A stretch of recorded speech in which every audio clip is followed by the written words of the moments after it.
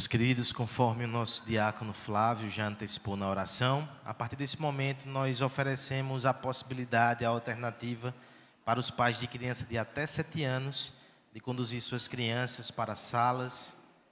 E pedimos que aquelas famílias que vão optar por isso levem os seus filhos discretamente.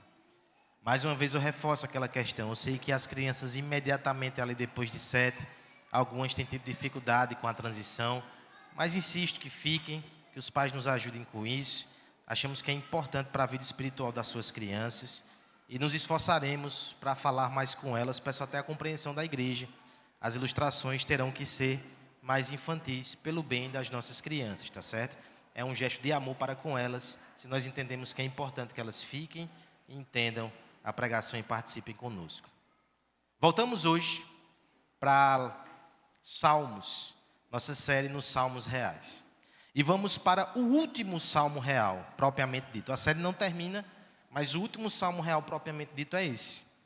Salmo 24. Abra sua Bíblia, por favor. Nós iremos ao texto.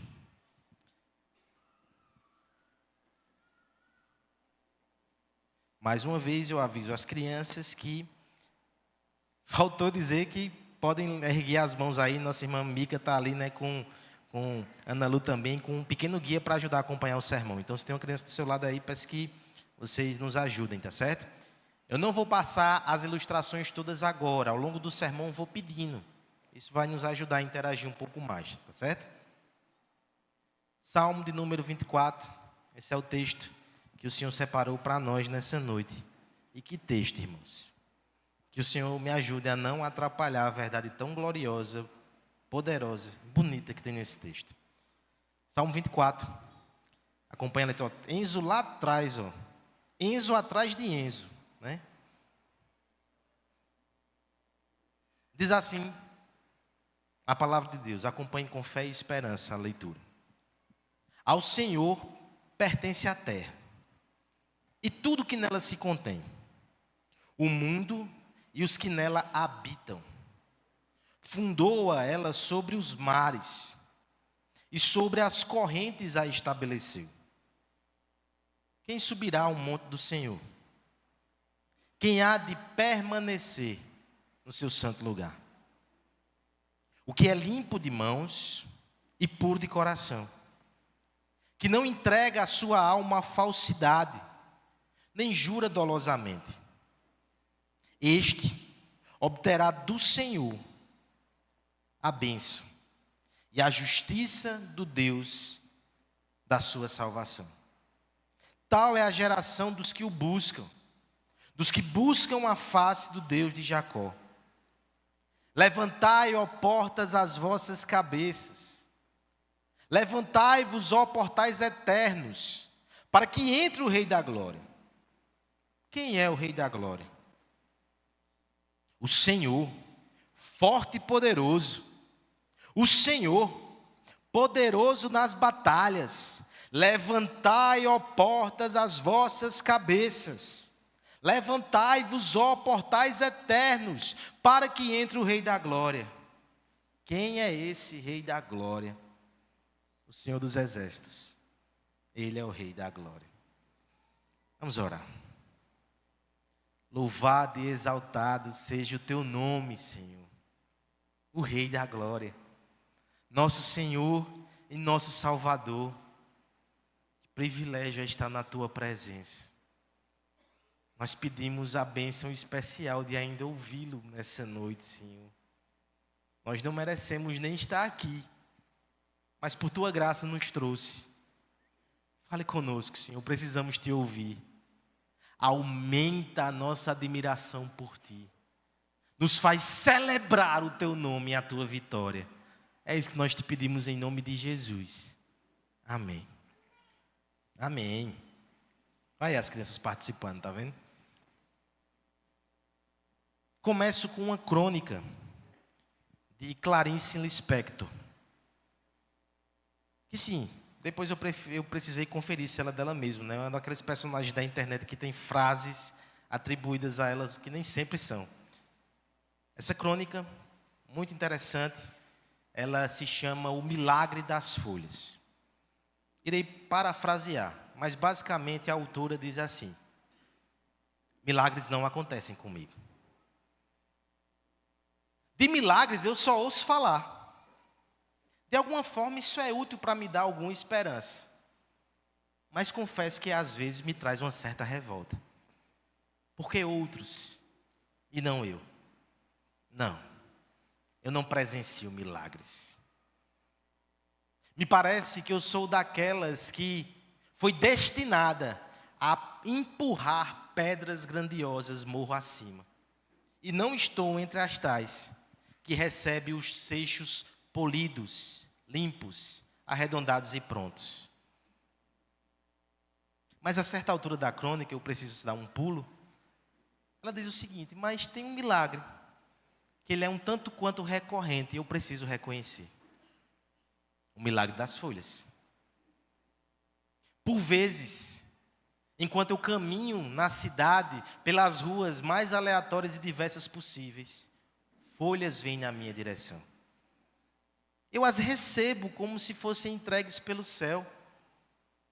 Admiro a sua textura, experimento o seu aroma, me alegro com a sua beleza e guardo dentro de um livro.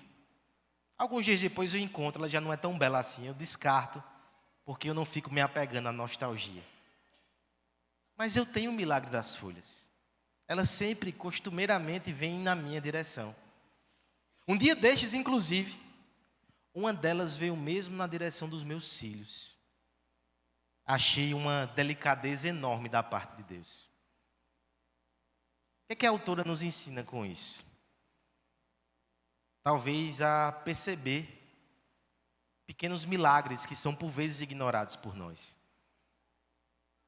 Talvez a ter uma sensibilidade maior para apreciar as pequenas demonstrações de graça que nos envolvem.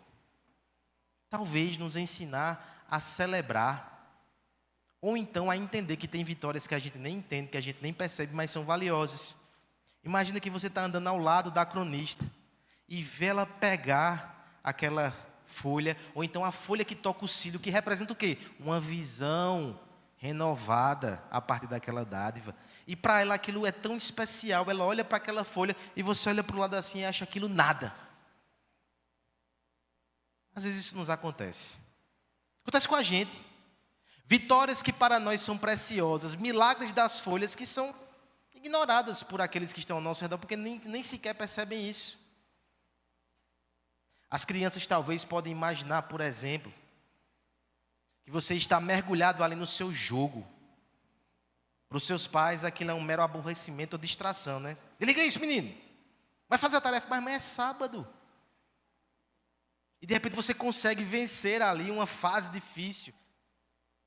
Ninguém na casa comemora e lhe dá os parabéns. Que injustiça, né? Só que a gente faz isso também. Às vezes é papai que chega em casa porque conseguiu uma vitória, uma ação trabalhista. E de repente a criança, para ela, que diferença faz? Ele está vibrando tanto. Às vezes os nossos cônjuges não entendem as nossas vitórias. Por que eu penso sobre isso com você nessa noite?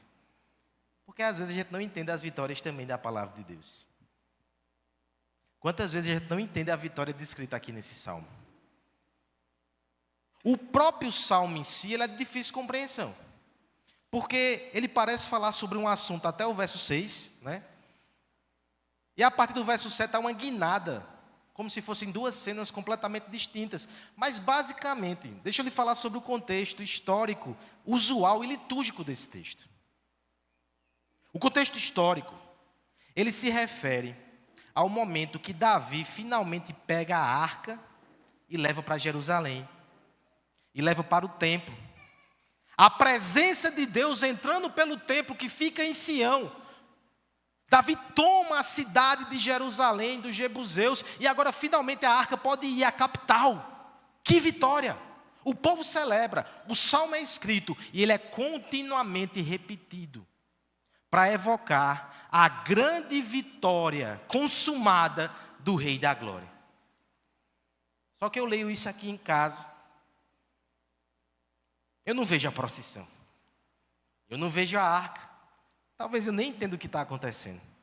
Eu não consigo celebrar esse milagre como eu deveria. E muito mais, irmãos, quando nós percebemos que há algo mais forte e glorioso do que uma vitória militar de Davi. Esse salmo aponta para Cristo. A vitória consumada do Rei da Glória, que é Jesus, em nosso favor. Mas por vezes também nós não celebramos como deveríamos, nós não percebemos a glória e a beleza que há nessa vitória, porque ela é invisível. Ela já aconteceu, mas ela é invisível. Por vezes não é tangível, por vezes fica distante.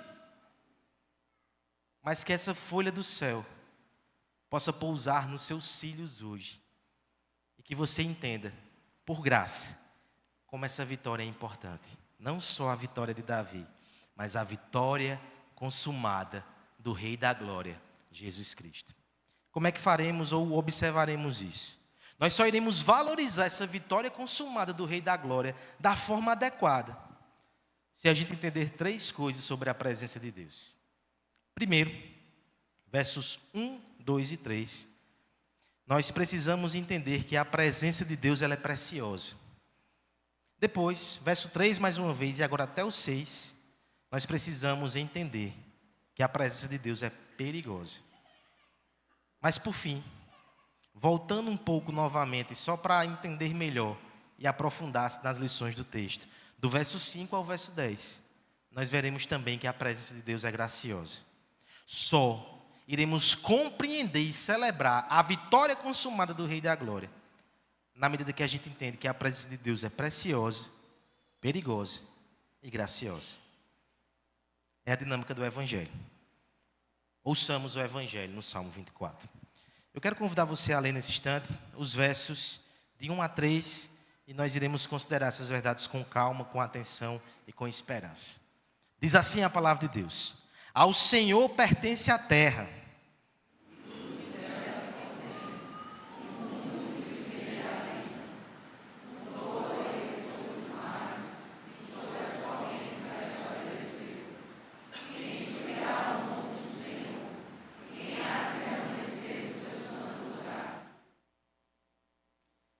Esqueci de falar com as crianças o primeiro desenho, mas está em tempo. Desenhe uma vitória sua que é muito importante. Não sei se seu pai e sua mãe vão entender, mas desenhe e converse sobre isso com eles. Vai ser bom para que eles conheçam um pouco dos seus interesses. Essa proximidade é necessária, ela é importante. Muitas vezes nós não usufruímos da presença dos pais como deveríamos. Às vezes parece que a presença valiosa dos pais poderia ser facilmente substituída pelo cartão do pai na nossa mão. Se a gente pudesse simplesmente ter acesso a todos os benefícios que precisamos, às vezes não nos faria falta naquele dia a presença paterna ou materna. Isso acontece também com os adultos, especialmente no que diz respeito à presença de Deus.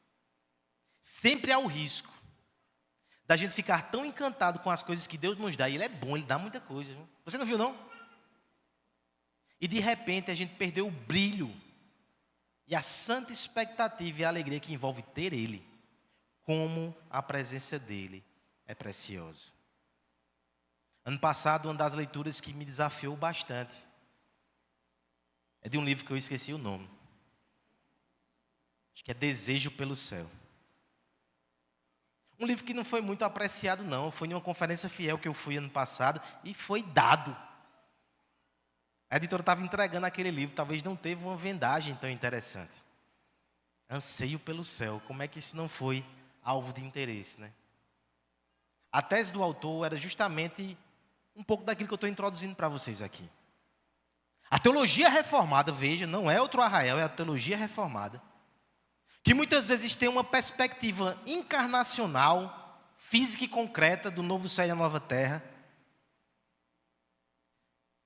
por vezes pode focar tanto nas coisas que Deus fará, na renovação que Deus fará, no mundo que Ele nos dá, que pode esquecer que o maior benefício no mundo refeito em justiça é o próprio Cristo, que estará conosco. É a visão beatificada que os pais da igreja falavam. Eu me lembro de um clássico da literatura, O inferno de Dante é aquele personagem que ele vai enfrentando uma odisseia, uma saga.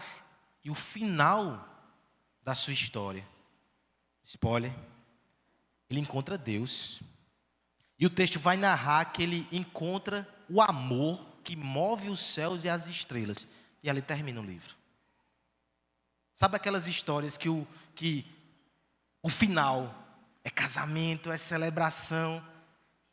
O felizes para sempre. O feliz para sempre do cristão, acima de tudo, é ver a Deus. E o risco é muitas vezes nos distrair com as coisas de Deus e esquecer que essa presença é mais valiosa do que tudo. Agora veja, olha a sabedoria da poesia. Olha a Bíblia como é poderosa e sábia. Ela começa com as coisas e ela sobe para Deus. Não é que você vai rejeitar as coisas de Deus, não. Olha o movimento que o salmista faz. Ele começa o Salmo 24 de forma abrupta. Ao Senhor pertence a terra. Onde tu queres chegar, ó salmista? Ao Senhor pertence a terra e tudo que ela contém. É como se a gente chegasse agora no final do ano e de repente você vai fazer o balanço, né, nas empresas aqui, vai contar tudo, vai fazer o inventário. Pois bem, no inventário da criação, nós temos o carimbo e o selo divino por cima de todas as coisas. Saia por esse mundo afora. Onde bater o seu olho, é de Deus. Onde o seu olho não alcança e não enxerga, é de Deus também. Tudo pertence a Ele. O mundo todo. Para o israelita era muito interessante esse conceito, né? Deus não é um Deus tribal.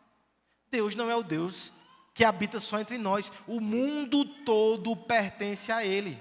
Alargue o seu pensamento. O mundo todo pertence a Ele, inclusive todos os que nele habitam. Esse é o final do verso 1.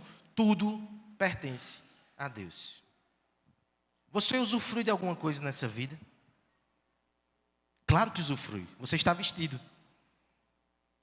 Você está sentado. Talvez você chegou aqui no seu transporte. Você tem um teto sobre a sua cabeça. Você tem pão na sua mesa. É fevereiro, graças a Deus nós temos condição de comprar pão de novo, passou janeiro. Tudo que temos vem dele. Ele é o Senhor absoluto de todas as coisas. E por uma razão muito simples, veja aí o verso 2. Fundou a ela sobre os mares. Evoca-se aqui a figura da criação, quando o Senhor ele separa, né, as terras secas das águas. Ele prepara esse mundo para ser a nossa habitação. Mas o argumento aqui é teológico. Deus tem autoridade sobre o mundo. Deus é o Senhor de todas as coisas, porque Ele criou de todas as coisas. Está achando ruim, cria o seu mundo. Mas o mundo é de Deus. Devemos seguir aquilo que Ele determinou. O mundo pertence a Ele. Ele fundou-a sobre os mares. E sobre as correntes a estabeleceu. Aqui nós temos uma ideia que vai da criação, mas passa por aquilo que nós chamamos de providência sustentadora. Spurgeon, de forma gráfica, vai dizer assim, que Deus ele coloca a terra firme, rodeada por mares, e essa ideia que ele estabelece ele entre as correntes, é como se o mar tentasse abocanhar a terra. É como se de alguma forma tivesse que acontecer um constante cuidado de Deus para que a ordem desse mundo não fosse destruída, para que aquilo que Ele criou fosse preservado. O que nós temos aqui é o Deus criador, é o Deus sustentador e, portanto, é o Deus a quem tudo pertence. Eis o nosso Deus. Tudo que temos vem dEle e pertence a Ele. Certo? Onde queres chegar, salmista? No verso 3. Quem subirá ao monte do Senhor? Quem há de permanecer no seu santo lugar? Por favor, tente de alguma forma fazer o movimento que propõe a poesia. Olhamos ao longe. Acima de toda a ordem criada, há alguém que é muito grande e poderoso. Há uma sabedoria, uma criatividade que nos encanta e nos desafia. Deus está ali. Percebemos Ele, inclusive, com as suas mãos fortes, dando estabilidade à ordem criada, domando os mares bravios, desafiando, subjugando o caos. Ele é admirável e temível.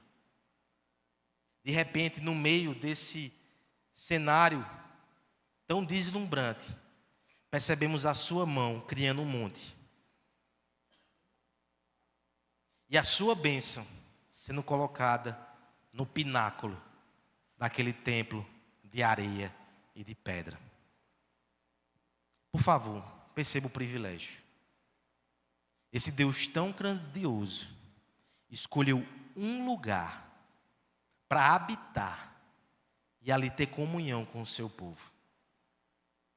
Quem vai subir esse monte? O mais admirável, o mais glorioso, o mais espantoso, escolher um lugar onde você pode sentar, ouvi-lo, ter comunhão com ele, recebê-lo. Quantas vezes a gente não admira algumas figuras? Por exemplo, os mais novos aqui, talvez tenha algum youtuber, né, que queira conhecer. Os mais velhos aqui podem ter algum artista, alguém que tem alguma admiração. Uma pessoa na sua área profissional que para você é um referencial. Alguém que é poderoso, alguém que lhe encanta de alguma forma. Imagine poder estar com essa pessoa. Alguns de nós subiriam montes para isso. Aqui está sendo dito que há um monte que homens podem subir e que podem permanecer no santo lugar. Estar na presença de Deus. Às vezes tudo que nós queremos é ser ouvidos. Você já pensou ser ouvido pelo Deus do universo?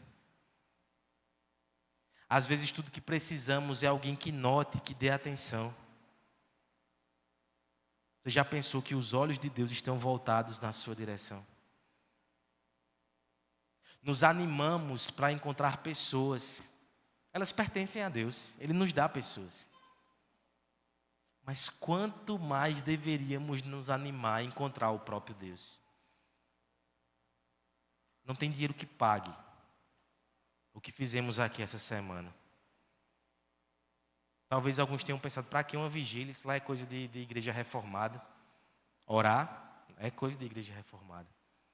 Buscar ansiosamente e com entusiasmo a presença de Deus. Eu espero que seu coração esteja dizendo, quando é que vai ter outra? Eu quero estar aqui. A cada domingo o Senhor nos dá uma oportunidade, irmãos. É nisso que você pensa quando você está se arrumando para vir para a igreja. Às vezes a gente nem pensa, né? É uma gritaria na sua casa. Pode ser os meninos gritando. Pode ser sua impaciência com o seu marido. É quase a hora de vir. Ele está lá deitado no sofá, assistindo o jogo. Não sei como acontece na sua casa. Mas eu espero que você entenda que o que fazemos aqui é de muita importância. Estamos subindo um monte. Estamos na presença de Deus, em culto, em comunidade. Eu sei que essa presença ela pode ser acessada por nós até no nosso quarto. Mas há uma bênção especial no ajuntamento. Porque no meio do seu povo, ele se revela de forma tão gloriosa, que nós deveríamos pedir para fechar ali a porta e ficar aqui. Pardal encontrou casa, Andorinha encontrou um lugar para si. Eu quero morar na casa de Deus. Não é interessante que quando a gente é novo convertido tem esse impulso, né? Eu quero estar todo dia na igreja. Vá com calma, nem os diáconos vão vir abrir, meu irmão. Mas eu quero estar na presença de Deus. A presença de Deus é muito valiosa. Entenda isso. É o primeiro requisito para que você compreenda e valorize a vitória consumada do Rei da Glória.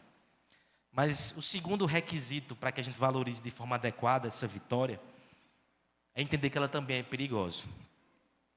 Versos 3, 4, 5 e 6. Vamos ler essa segunda parte do texto, peço a ajuda de vocês. Quem subirá ao monte do Senhor?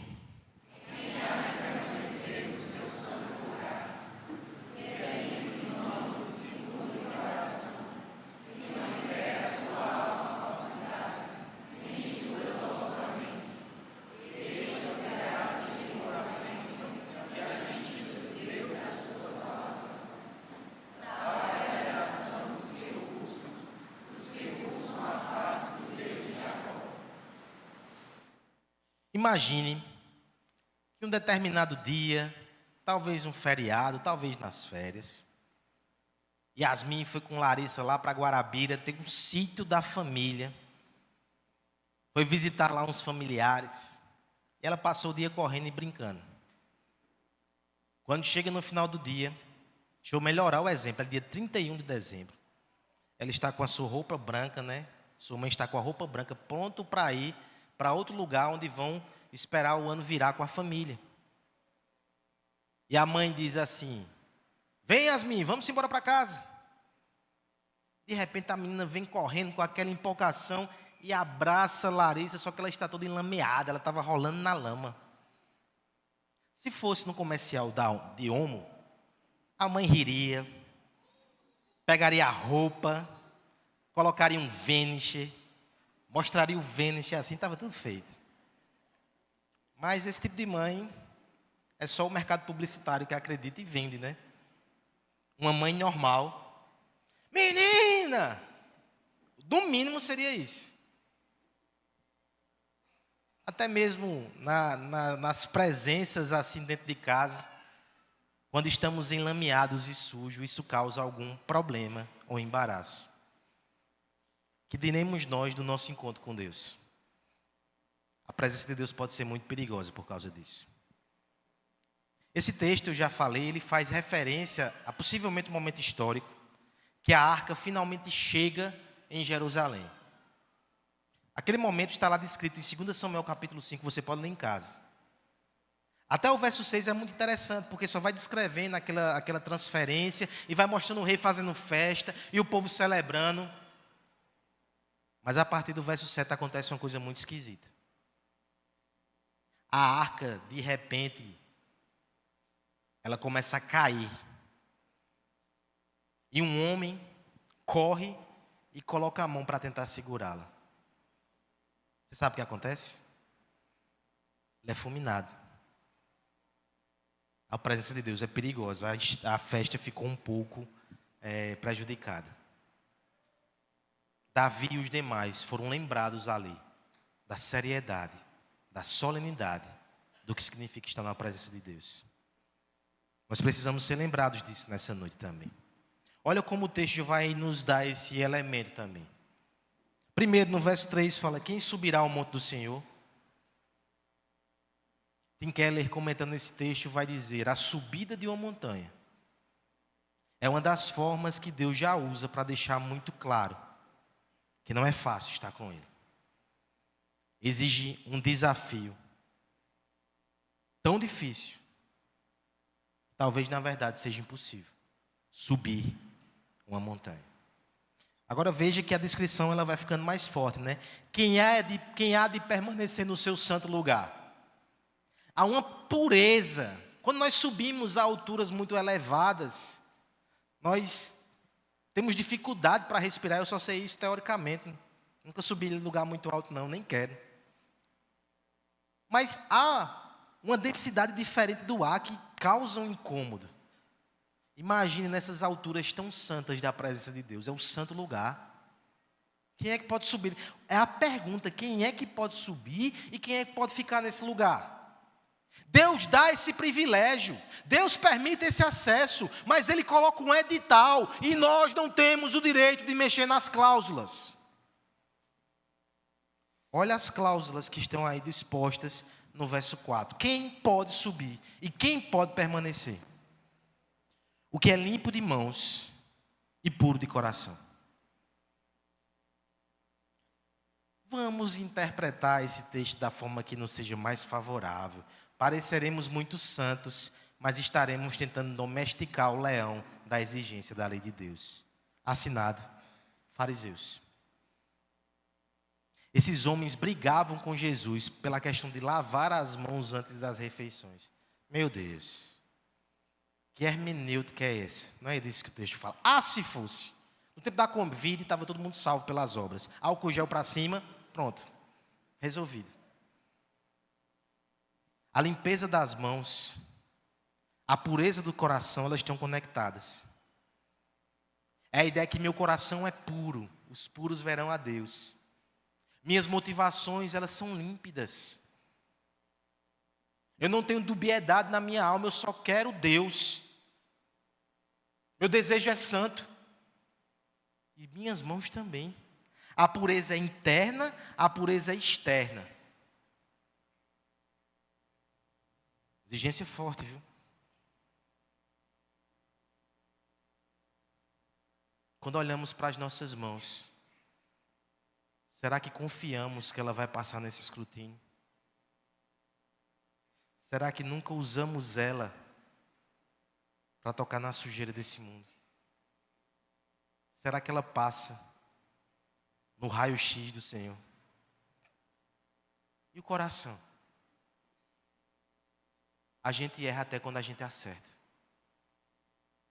As nossas melhores obras, tantas vezes, são misturadas com insensatez, com orgulho, com vaidade, com motivações torpes.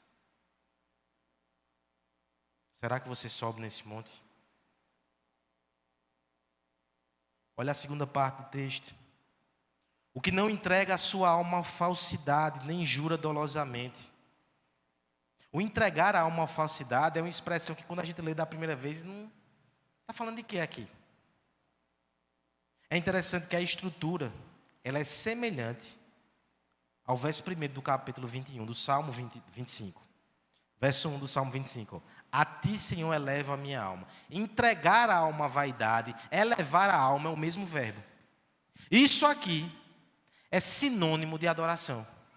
Entregar a alma à falsidade, a ideia é o seguinte: é você pegar o seu coração, a sua vida interior, o seu fôlego espiritual, aquilo que de tão precioso há na sua alma, que não há em outras espécies aqui, que Ele colocou em você, para que você seja um adorador, e você vai pegar aquilo, e você vai entregar aquilo que é falso. Você está falando de idolatria.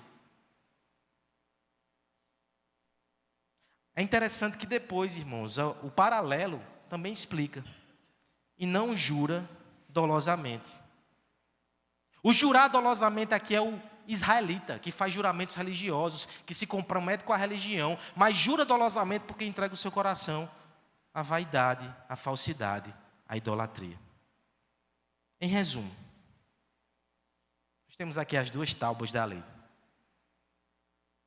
Por um lado, culto correto, adorar o Deus correto, com a motivação correta, não entregar a alma aos ídolos. Primeiros mandamentos da tábua da lei. Depois, a questão ética, é a vida correta, é o coração puro e a conduta santa. Os outros mandamentos, honrar pai e mãe, em diante, até a cobiça. De forma poética, estamos sendo colocados diante da perfeição da lei. Lutero resumiu essas sentenças assim: quem sobe ao monte do Senhor e que permanece na sua presença, não é aquele que canta tão bem ou tantos salmos, nem é aquele que jejua ou vigia tantos dias, nem é aquele que divide os seus bens entre os pobres, nem é aquele que ora pelos outros, nem é aquele que vive quieto, é amável e amigável. Também não é aquele que conhece todas as ciências e as línguas. Nem é aquele que é virtuoso e faz todas as boas obras que jamais alguém falou ou leu a respeito. É aquele que é puro por dentro e por fora, e que adora ao Deus vivo e verdadeiro. Mas tais requisitos são difíceis de alcançar. Subir a montanha é, na verdade, impossível. Olha o verso 5. Ele vai obter a bênção do Senhor. Se você reconhece o seu pecado, eu espero que você entenda que o movimento que existe em você é que você perceba alguém recebendo uma bênção. Mas você não tem um coração totalmente puro, você não recebe. A justiça do Senhor, da sua salvação. E você, na sua justiça, não recebe. Existe uma geração, tal é a geração do que os buscam, dos que buscam a face do Deus de Jacó. Existem tais pessoas. Mas olhando para nós, quem de nós poderia estar entre elas? Meu querido irmão, que a presença do Senhor jamais seja percebida por você sem a devida gravidade. Nós, por vezes, somos extremamente levianos com ela. Não quer dizer que ela não seja graciosa, a gente vai falar sobre isso daqui a pouco. Você conhece o Evangelho, né? Só que você não vai aproveitar essa vitória enquanto você não levar a sério o que a palavra diz sobre a santidade que é exigida. Eu oro para que você saia daqui essa noite olhando para as suas mãos. Eu oro para que você pegue essas mãos calejadas e sujas e peça ao Senhor que purifique na fonte do seu sangue e coloque as mãos na montanha de novo para subir. Eu oro para que você coloque o seu coração diante ali da máquina de raio-x da graça e peça: Senhor, revele até aquilo que me é oculto. Eu quero ser sincero, Deus. Passa minhas motivações a limpo. Eu não quero enganar, eu não quero ser enganado, eu não quero te desonrar. Me ajuda a demolir os ídolos que eu tenho no meu coração. Como eu tenho me entregado à falsidade, Senhor. Que a Tua presença me deixe inquieto. É perigoso estar na presença do Senhor e não levar a sério a sua santidade. Mas antes que você corra, eu quero lhe ajudar a correr para o lugar certo. O Rei da Glória. O Rei da Glória nos ajuda com isso. A presença de Deus é graciosa. Vamos ler do verso 5 até o verso 10 e nós iremos concluir a nossa exposição dessa noite. Este obterá do Senhor a bênção.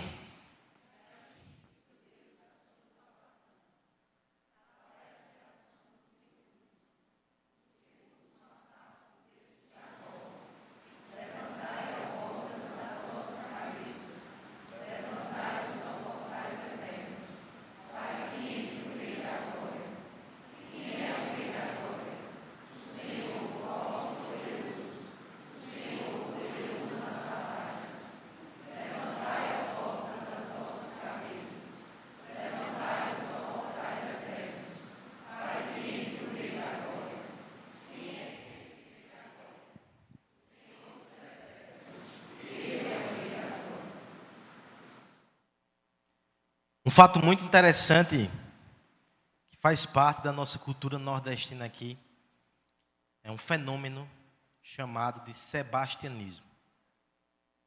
O que é o sebastianismo? No século XVI, 1500 e lá vai cocada, o rei de Portugal, Dom Sebastião, ele foi para uma guerra, para uma batalha contra os mouros ou muçulmanos. E naquela batalha ele sumiu. Seu corpo não foi encontrado. E lá em Portugal, surgiu toda uma ideia mítica que um dia Dom Sebastião voltaria para salvar o seu povo. Século XVIII, 2 séculos depois. Várias manifestações no Brasil e Império evocam essa mesma promessa. A colônia clamando por um rei. Não era mais colônia, já era o Brasil independente. No Nordeste teve muito dessa crendice. Pedra do Reino, Pedra Bonita. Nós temos várias histórias no Maranhão, Pernambuco e até na Paraíba. Histórias tristes, líderes messiânicos que prometiam a um povo pobre e sofrido que Dom Sebastião viria. Em alguns casos, nesse caso de Pedra Bonita, né? Subiram até aquela pedra, subiram a um monte e derramaram sangue de pessoas inocentes, porque somente o sangue desses inocentes traria Dom Sebastião, o rei esperado. Entregar a alma à falsidade. Como nós caímos nisso historicamente e continuamente, porque nós queremos um rei que nos ajude. com tais olhos e tais expectativas, eu quero que você perceba. O rei que não pede que você suba sozinho, mas desce. Um rei que não exige que você derrame sangue, porque ele derrama por você. E ele voltará para nos resgatar. Esse texto fala sobre Jesus.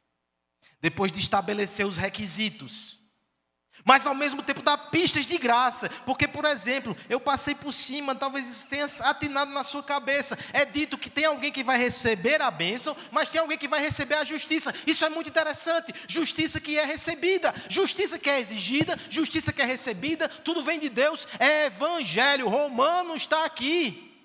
Tem gente que recebe justiça de Deus, por isso consegue subir. Tem gente que por isso recebe a bênção de Deus. Essa é a geração que busca a face do Deus de Jacó, porque recebe.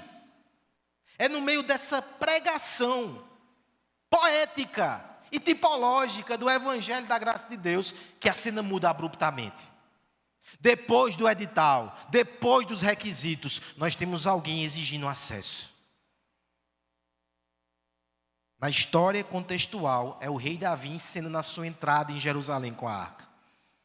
Liturgicamente isso era repetido. O rei que chegava à porta e pedia para entrar, o rei da glória quer entrar. Agora veja, o rei da glória não pode ser aplicado completamente a Davi. Essa formulação não aparece outra vez no Antigo Testamento, senão no Salmo 29. Mas 3 vezes aparece aqui nesse texto. E parece ser uma descrição sobremodo elevada para Davi ou qualquer outro rei. Quem é o rei da glória? É o Senhor dos exércitos. Davi é tipo e sombra. Na verdade, a melhor interpretação que aquece o coração, que desvenda os mistérios desse texto, foi dado por pais da igreja, depois assimilado por puritanos no passado. Esse texto descreve um homem chegando às portas do céu. Esse homem aproxima-se das portas e há um edital. A lei de Deus está posta. Quem não tem coração puro, quem não tem mão limpa, não pode entrar.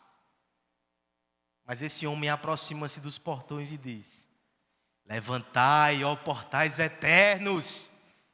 Levantai, ó portais. Levantai as vossas cabeças para que entre o Rei da Glória. Veja o texto como é um diálogo. Depois desse anúncio do verso 7, o verso 8 vem com uma pergunta: quem é este Rei da Glória? Imagina-se aqui que são os anjos falando. Como quem dizem: quem é você?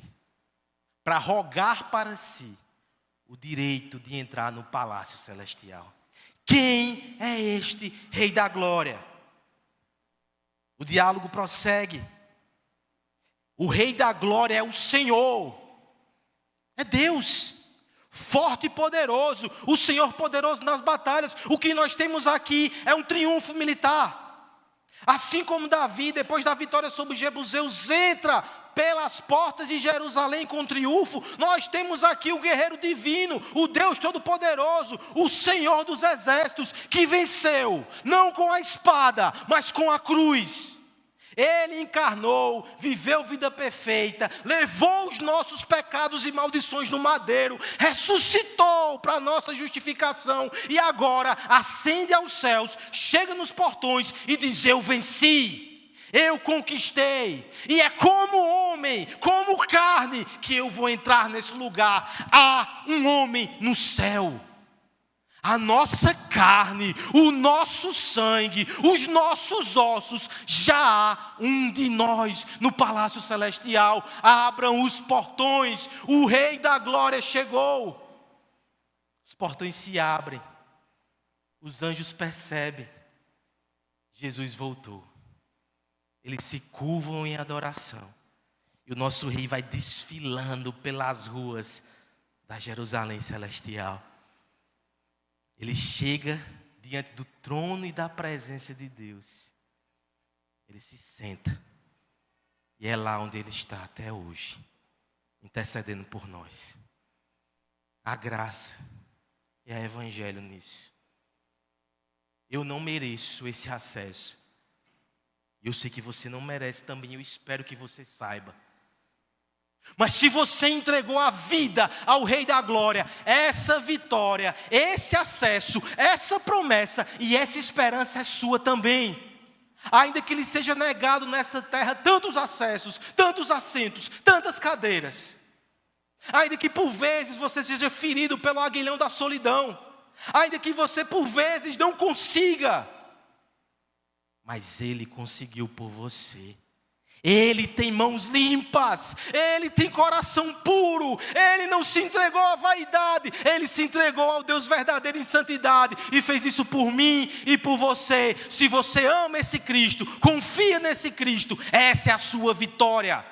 Por favor, celebre ela hoje.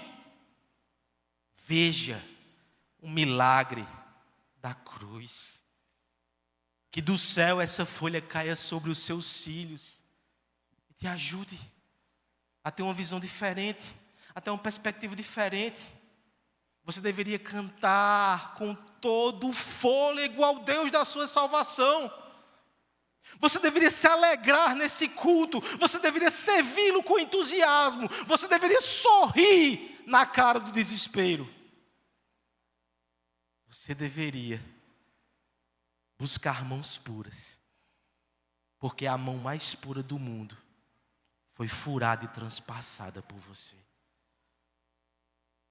Você deveria buscar um coração limpo, não para subir no monte, ele já desceu até você, mas porque o coração mais lindo do universo, ele foi quebrado para que você tivesse salvação.